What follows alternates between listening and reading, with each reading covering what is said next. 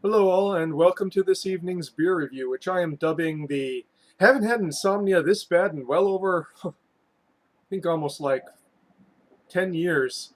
So night before last I had maybe like 2.5 hours of sleep.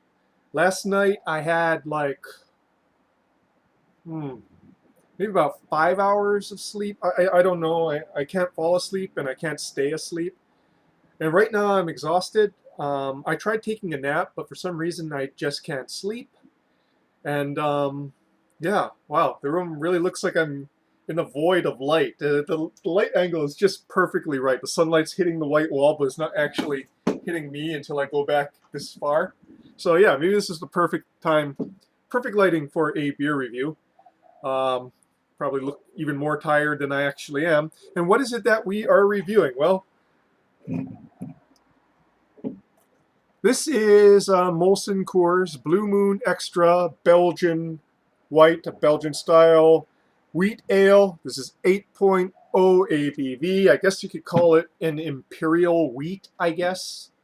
Um, it only comes in this stovepipe can. Stovepipes have basically become like the crafty version of the 40 ounce. Uh, So if you want to be a genteel alcoholic, you buy a kind of overproof, well, not really overproof, but high ABV stovepipe can. And yeah, this will probably be the only thing I'll be drinking tonight. In fact, I am kind of wondering if I'm going to be able to like stay awake more than half an hour after I finish this. Um, I kind of just want to take a long nap. It's only 6 o'clock in the afternoon. And yeah, I'm probably going to roll the dice and wake up at like 2 a.m. or something like that instead of just taking an hour-long nap. But hey, them's the breaks sometimes. So without much further ado, let's get into this. I'm going to be pouring it into the Belgian tulip. There's a bunch of print with the ingredients and whatnot on it, but yeah, it's hard enough to read even when my eyes aren't incredibly tired. Oh, this is pouring out very thick and viscous.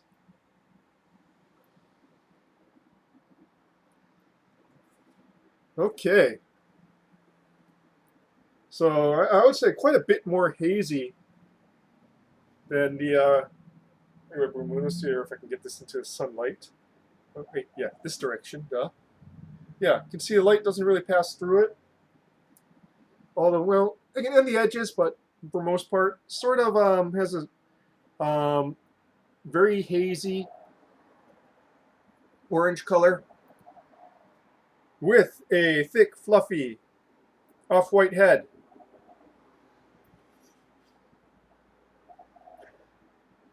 Got that coriander. It's really thick in this one. Almost smells almost licoricey.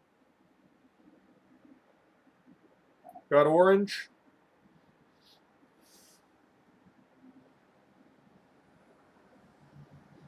Just expanding my nostrils a little bit. And yeah, didn't let this one warm up too much because it's a macro lager. They're expecting people to drink it cold. Probably expecting people just to pound it from a can, not necessarily pour it out. But yeah, I would say it smells a bit more sweeter, more fruity, and not as malty as the original Blue Moon. Interestingly, not really a boozy note, but like I said, this is pretty cold. So let's get this onto the palate now, shall we?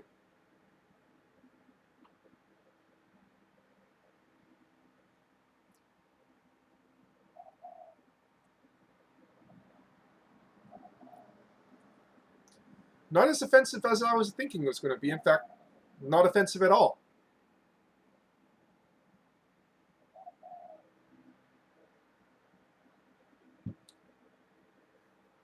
Granted, it's not delicate or complex.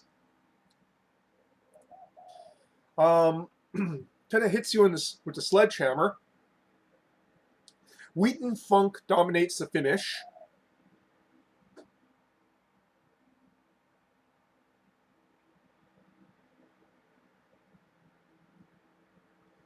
Up front, orange notes, very heavy top note of coriander that lasts into the mid palate.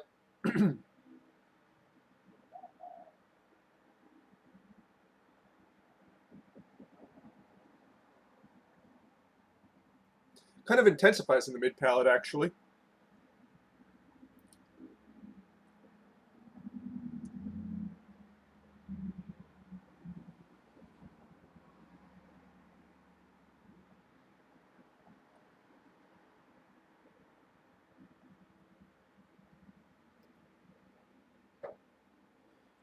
Bitterness in the mids to finish.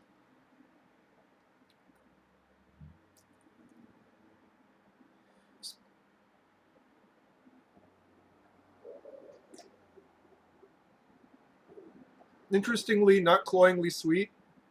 It is sweet, but not cloyingly so. It's balanced enough. Coriander is so heavy in this one. Even though I don't taste coriander as soapy, this one's almost getting kind of soapy kind of dimensionality to it.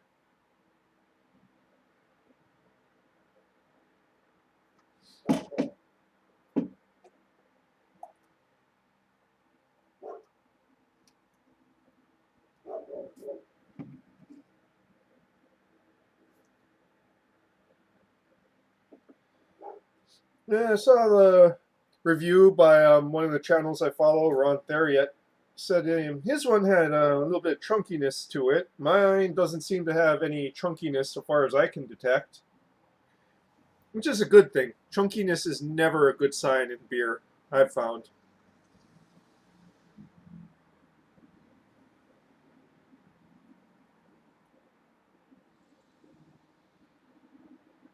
Why is this waking me up? I should be getting more and more drowsy.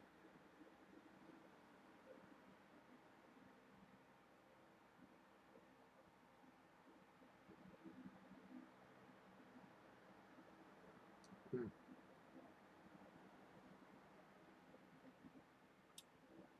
Yeah, other than the soapy and the coriander being so strong to the point of soapiness, I don't think there's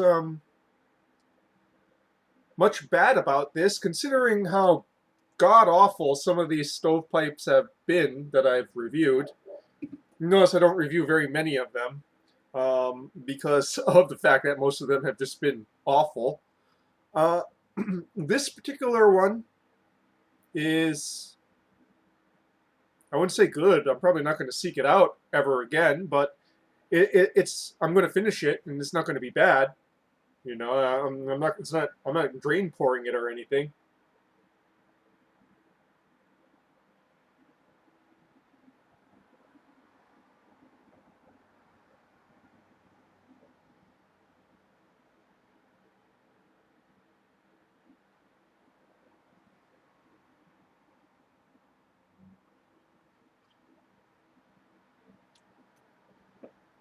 But yeah, kind of got all the dimensionalities of it there.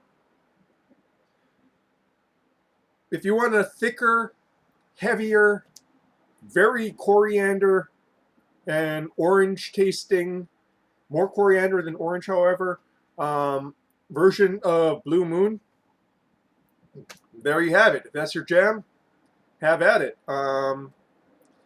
It's not to say the wheat's not there. It's mostly in the finish, and actually, it's kind of big in the finish. Once all the rest of those flavors have kind of like departed, that wheat funk maltiness stays on the palate.